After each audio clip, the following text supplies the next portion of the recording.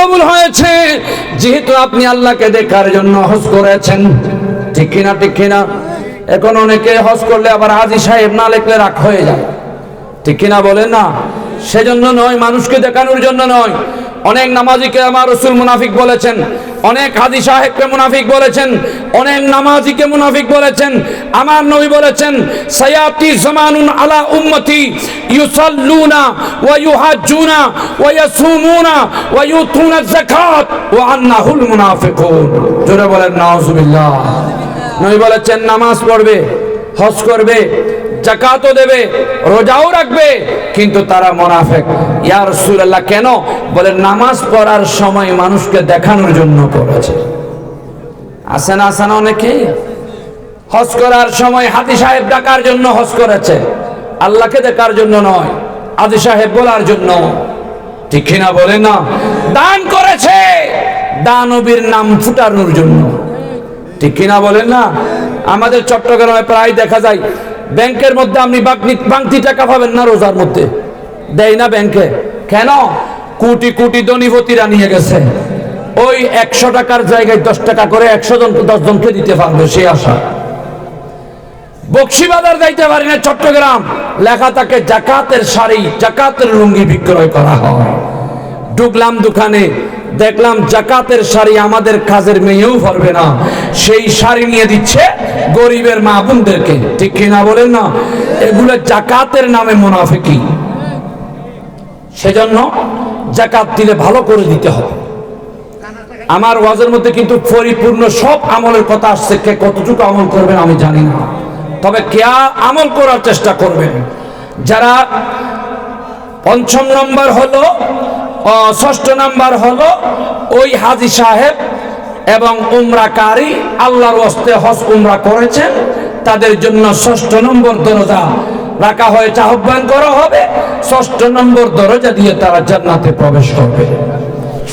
এরপরে 7 নম্বর দরজা, ওয়াসাবিউ বাবুল মুজাহিদিন, যারা ইসলামের জন্য জিহাদ করেছে, মুসলমানের জান মালের জন্য যারা জিহাদ করেছে, তাদের জন্য 7ম দরজা অপেক্ষমান ডাক দেওয়া হবে। 7ম দরজা দিয়ে তারা 7ম দরজায় প্রবেশ করবে। 8 নম্বর, ওয়াসামিন বাবুল্লাযীনা ইয়াগুযুনা আবসারাহুম মিনাল মাহারিমি ওয়া ইয়ামালুনা ওয়াল খায়রাতি ওয়াল হাসানাত মিনাল ওয়ালিদাইন ওয়াসিলাতির রাহিম। সুবহানাল্লাহ বলেন না? 8 নম্বর দরজা দিয়ে কিছু মানুষ প্রবেশ করবে।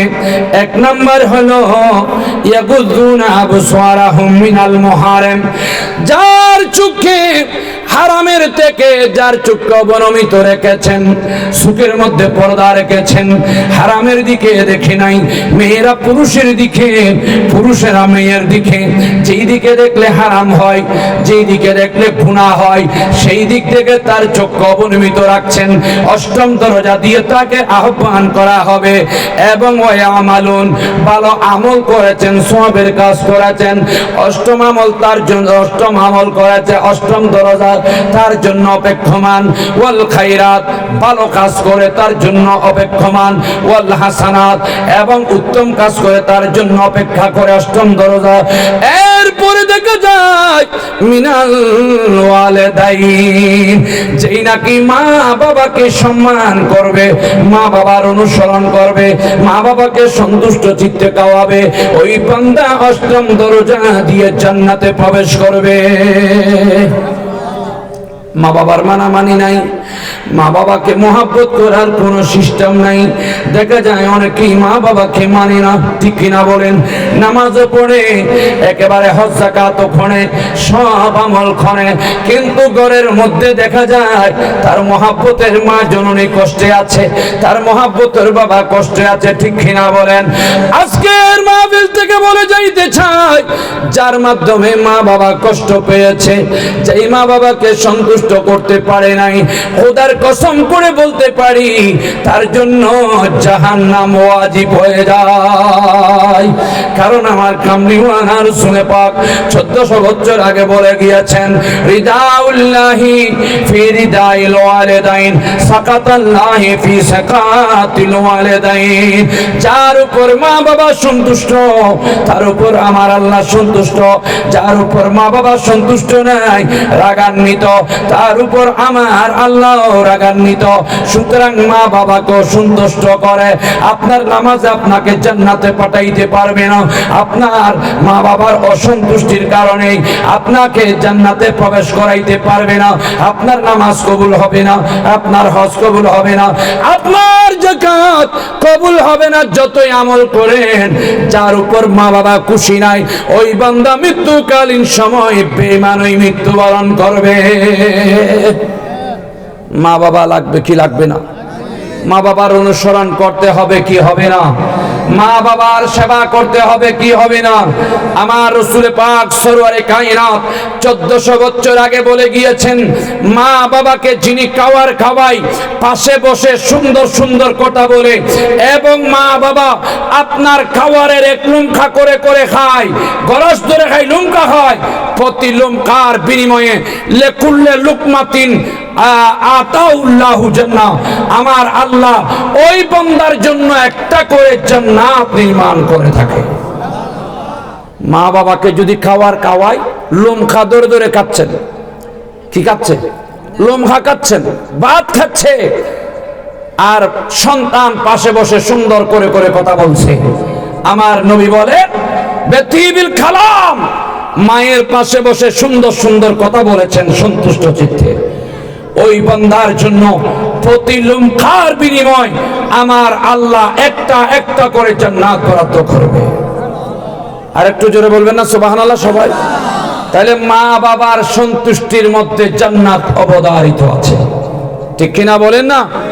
যেখানে মা বাবা সন্তুষ্ট নাই সেইখানে নামাজ, কালমা, রুকু, সিজদা, ইবাদত, বন্দেগী, হজ, যাকাত কোন কাজে, জবান খুলে বলবেন না, কোন কাজে আসবেন না। আমার চাইতে হুজুরের আরো বেশি আপনাদেরকে বলেছেন, হয়তো মনে আছে, আমি রিফ্রেশ দিচ্ছি মাত্র, রিভাইজ দিচ্ছি মাত্র। মুসা নবী নাম শুনেন নাই? কথা বলেন না, মুসা নবী নাম শুনেন নাই?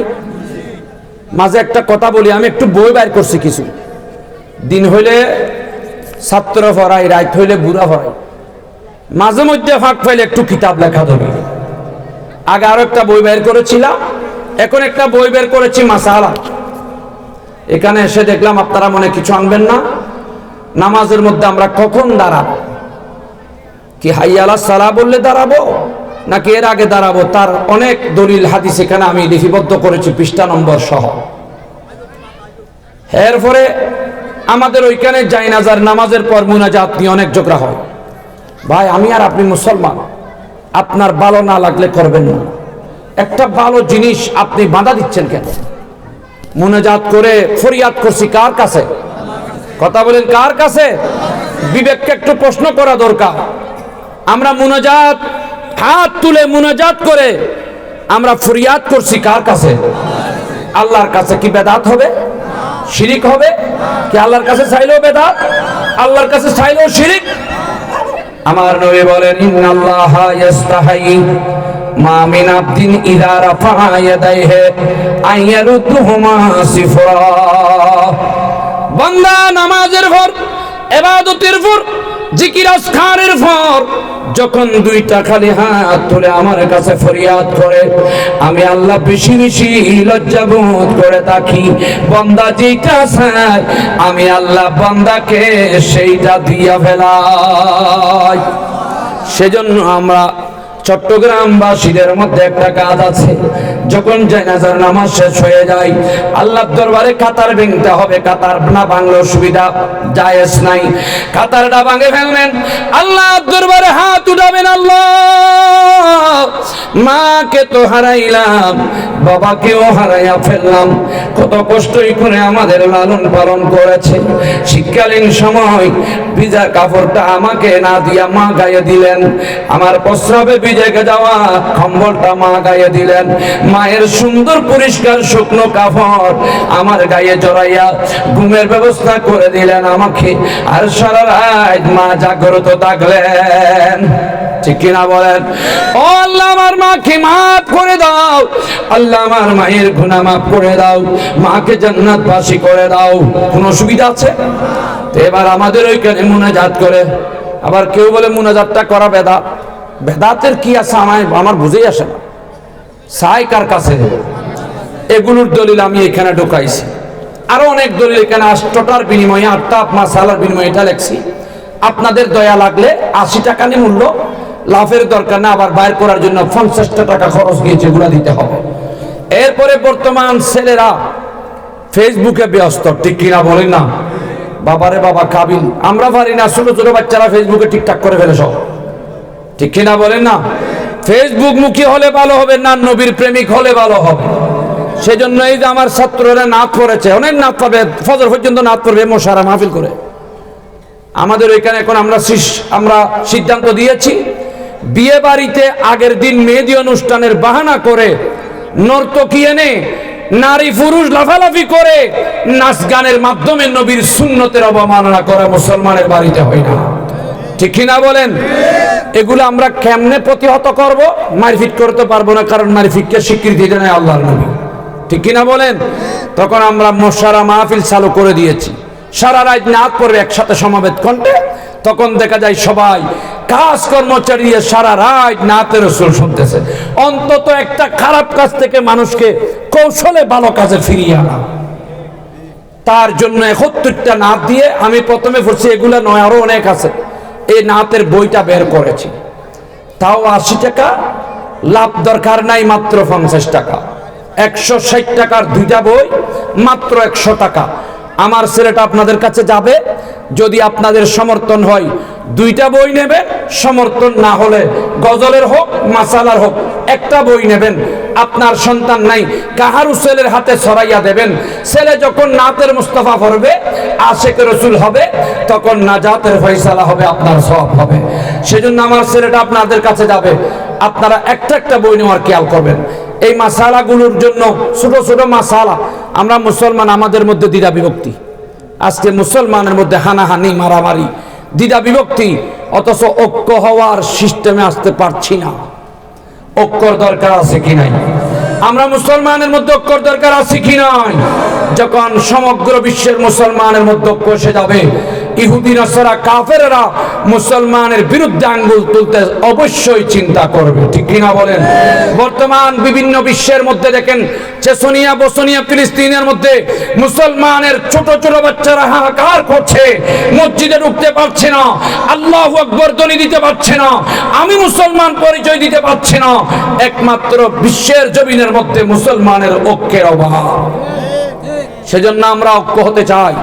যেগুলো ভালো কাজ বাধা দেব না, প্রয়োজন আমার মনে না চাইলে আমি করব না, বাধা দেব না। আল্লাহ সবাইকে বুঝার তৌফিক দান করুক, আমিন বলেন। সালাতুন ইয়া রাসূলুল্লাহ আলাইকুম। মূসা আলাইহিস সালাম আল্লাহর দরবারের মধ্যে ফরিয়াদ করলেন, আল্লাহ আমি তো শ্রেষ্ঠ নবী, আমার চাইতে বড় কেউ নাই। দ্বিতীয় নাম্বার প্রশ্ন, আল্লাহ রে আল্লাহ, আমার সাথে কার সাথে হাসর হবে একটু বলতে হবে, কার সাথে আমার হাসরটা হবে? আল্লাহ ডাক দিয়ে বললেন, মুসা রে, তোমার হাসর হবে গোশত বিক্রেতা খোসাইর সাথে। কার সাথে? এগুলো আপনারা হুজুরদের সাথে কাছে অনেক শুনেছেন, আমি একটু রিভাইজ দিচ্ছি মাত্র খেয়াল করার জন্য, যে মার সেবাটা কি।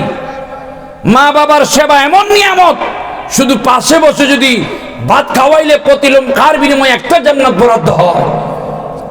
এত বড় নিয়ামত কোথায় পাবেন? আপনি কোটি টাকা দিয়ে পাবেন। সেজন্য মূসা আশ্চর্য হয়ে গেলেন, কি আমার হাসর গোশত বিক্রেতা খোসাইর সাথে হবে? এটা আমি কোনো মতে মানতে চাই না। ঠিক আছে, যেহেতু আল্লাহ বলেছেন এটা সত্য হবে, আর আল্লাহ তো কোনো মিথ্যা বলে না, সুতরাং আমি একটা কাজ করি, খোসাইর বাজারে গিয়ে কসাইটা কি করে একটু দেখি, তার আমলটা কি।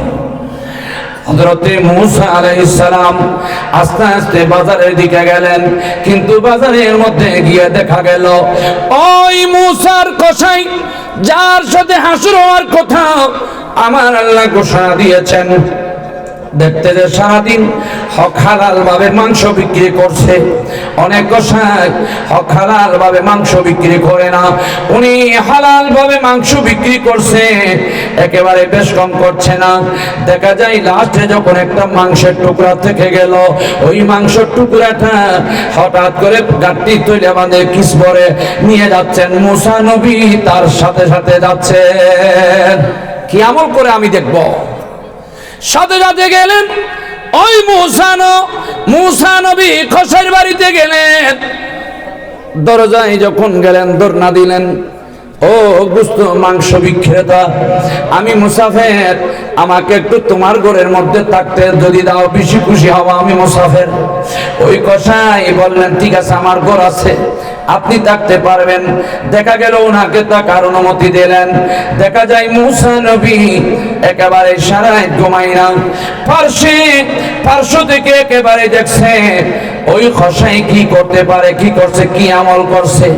দেখা যায় মূসা নবী শুয়ে শুয়ে দেখতেছেন ওই কসাই, মাংস বিক্রেতা কসাই এই বাজার থেকে মাংস নিয়েছেন, সেই মাংস রান্না করেছেন।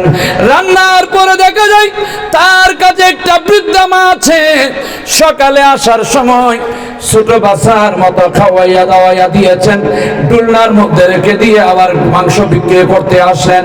মাংস বিক্রি করে গিয়া যখন রান্না বান্না করে মাকে খাওয়াইয়া দিচ্ছেন, আর মূসা নবী আশ্চর্য হয়ে গেলেন। এই মূসা কসাই কোন আমল তো নয়, একমাত্র মায়ের আমলের সেবার কারণে আমার আল্লাহ মূসা নবীর সাথে হাসর করার ব্যবস্থা করে দিয়েছে। কেন রে মূসা নবী দেখতেছেন ওই মাকে খাওয়াইয়া ডুলনার মধ্যে ছোট বাচ্চার মতো শোয়াইয়া দিলেন।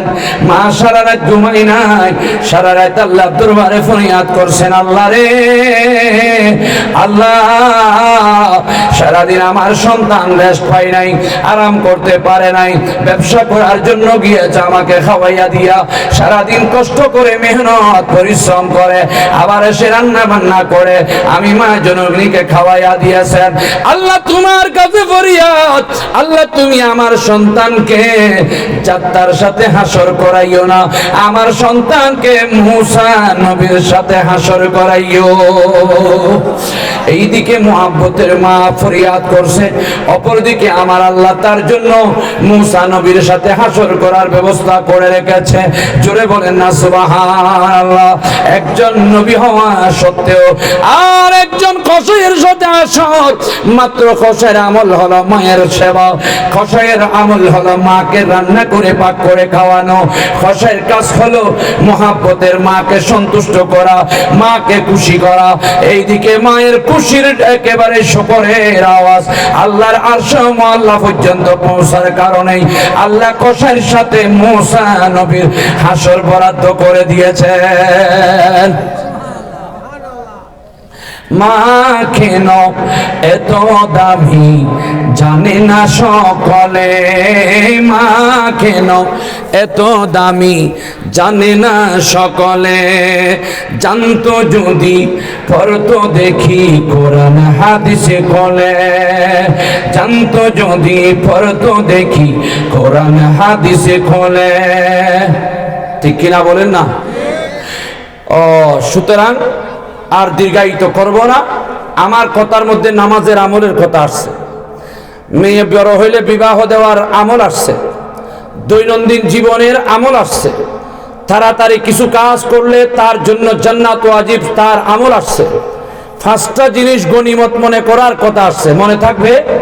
অনেক আমল আজকে দিয়ে যাচ্ছি, একটা যদি মনে করেন, আমার মনে হয় আপনারা কেউ বিতা যাবেন না, আজকের এই মাহফিলটা কামিয়াব হবে। ঠিক কিনা বলেন না? সেজন্য আমরা একটু মাঝে মধ্যে এভাবে সওয়াবের আমল করব, সওয়াবের কাজ করব, ভালো কাজ করব, মা বাবা থাকলে সেবা করব, আর বিশেষ করে স্বামী থাকলে মা বোনেরা স্বামীর সেবা করবে। মা সন্তানের বেহেশত মা বাবার পায়ের নিচে, এবং স্ত্রীর বেহেশত স্বামীর পায়ের নিচে। ঠিক কিনা বলেন না? কার পায়ের নিচে? আমরা ছোটবেলায় একটা কুলুবি কিতাব পড়েছি, এখন নাই ক্লাসে, তাই না? কুলুবি কিতাব, সরহে কুলুবি কালিউবি কিতাব। ওখানে দেখলাম একজন মেয়ে মারা গিয়েছে 12 বছর। এই ঘটনার পর শেষ প্রধান বক্তা মহোদয় চলে আসছেন, সবাই মারহাবা বলেন, আরো জোরে বলেন মারহাবা। যিনি আজকের মাহফিলের প্রধান বক্তা তিনি চলে আসছেন। আমার এই কথাটা বলে শেষ, যেই মা বোনদের উপর স্বামী সন্তুষ্ট, সেই মা বোন স্বামী সন্তুষ্ট, তার জন্য জান্নাত আছে। যার উপর স্বামী অসন্তুষ্ট তার জন্য জাহান্নাম ওয়াজিব। এক মেয়ের ইন্তেকাল 12 বছর। কয় বছর?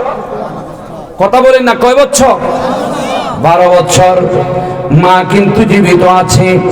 মা স্বপ্ন দেখছে 12 বছর পরে ওনার মেয়ের হাতের মধ্যে আগুনের বালা, মাথার মধ্যে আগুনের টাসেল, সমস্ত শরীরের মধ্যে কবরে দাও দাও করে আগুন জ্বলে। 12 বছর পর যখন মা জননী এই স্বপ্নটা দেখলেন, সারা রাত ঘুমাই নাই, কান্না করেছে এবং বলছেন, মা সকাল হলে একটু মসজিদের হুজুরের কাছে যাইও, আমার স্বপ্নের কথাটা বলিও, আর সুযোগ হলে আমার স্বামীর কাছে যাইও, আমার স্বামীকে আমি বিবিকে একটু মাফ করে দিতে বলিও। দাও দাও আগুন জ্বলে 12 বছর, মা শান্তি পাই নাই খবরে। 12 বছর এভাবে দাও দাও করে আগুন জ্বলে, হাতের মধ্যে আগুনের বালা, মাথার মধ্যে আগুনের টাসেল। আগে হুজুরের কাছে যাইও, পরে আমার স্বামীকে আমাকে একটু মাফ করে দিতে বলি। হুজুরের কাছে গিয়েছেন, স্বপ্নের কথা যখন বলছেন তখন হুজুর বললেন, মা আপনার মেয়ে জামতা বেঁচে আছে? বলে হ বেঁচে আছে, একটু দেখে নিয়ে আসেন। ডাকে নিয়ে আসলেন যে, বাবা আপনার বিবিকে আপনি মাফ করেন নাই, 12 বছর হয়ে গেল, কথা বলে না। বাবা বলেন, আপনার বিবিকে আপনি মাফ করেন নাই, কথা বলে না। বলেন বাবা, 12 বছর ধরে যিনি আপনার অর্ধাঙ্গিনী, আপনার বিবি, কোরআনে পাকের মধ্যে আছে যদি স্বামী স্ত্রী উভয়জন জান্নাতি হয়, যেমনি ভাবে এখানে আছে জান্নাতেও একসাথে থাকতে পারবে। জোরে বলেন না সুবহানাল্লাহ। ওনার স্বামী আসলেন এবং পরিশেষে স্বীকার করলেন যে আমার স্বামী 5 ওয়াক্ত নামাজ পড়তেন, পর্দানসীন ছিলেন। আমি চাকরি করতে দূরের পথে যাইতাম, ওয়াদা করে যাইতাম আমি চাকরি থেকে আসা পর্যন্ত যেন রাস্তাঘাটে হাটে বাজারে যেন বেপরোয়া বেপরদা চলাফেরা না করে। কিন্তু হুজুর, আমি যখন চাকরি থেকে আসতাম আমি শুনতাম যে আমার বিবি বেপরদা বেপরোয়া হাটে বাজারের মধ্যে চলাফেরা করত। এটা মানুষের কাছে শুনে শুনে আমার দিল চুরমার হয়ে যাইত। কষ্টটা এখনো বিরাজমান আছে, বলতে পারি না। সামান্যতম এই কথাটা আমার অন্তরে এখনো জায়গা নিয়েছে। তখন উনি বললেন, তোমার বিবিকে তুমি আউয়াল আখিরে মাফ করে দাও, জান্নাতি হয়ে যাক। উনি জান্নাতি হলে তুমিও জান্নাতি হবে। সুতরাং বলতে বলতে স্বামী মাফ করে দিলেন। পরের দিন যখন আবার ওনার মা ঘুমাইলেন, গভীর রাত যখন হলো, স্বপ্নে দেখতেছেন ওনার যেই মেয়ে 12 বছর ধরে জাহান্নামের আগুনে ধাউ ধাউ জ্বলছিলেন, যার হাতের আগুনের বালা, যার মাথায় ছিল আগুনের টাসেল, সেই আগুনের বালা টাসেল ধাউ ধাউ আগুনে কোনার নাই। তিনি দেখতেছে জান্নাতের ফুলের বাগানে বসে একটা কুরসির মধ্যে খটখট করে করে হাসতেছে। জোরে বলেন না সুবহানাল্লাহ।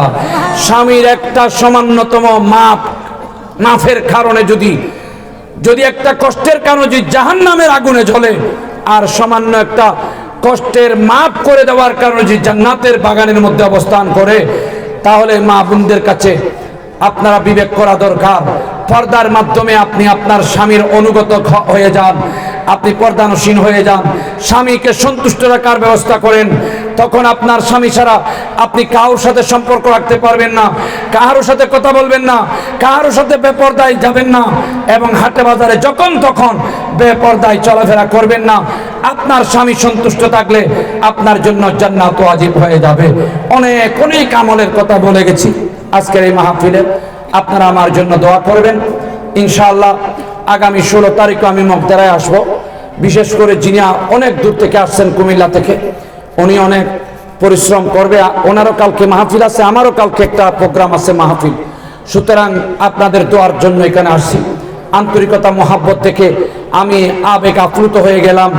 যেন আপনাদের এই মাহফিলকে রব্বুল আলামিন আপনাদের কবুল করে দুনিয়ার শান্তি, কবরের রাজা, কিয়ামতের ময়দানে যেন 12 সূর্যের তাপে রহমতের ছায়া যেন দান করে, সে আশা ব্যক্ত করে যারা এই মাহফিল আয়োজন ইন্তজাম করেছেন, অনেক কষ্ট করেছেন, তাদের এই মাহফিল উসিলায় যেন তাদের সমস্ত দিনের আশা পূর্ণ করে, তাদের ভবিষ্যৎ উজ্জ্বল করে, সে আশা ব্যক্ত করে আমি গুনাহগার আপনাদের থেকে বিদায় নিলাম।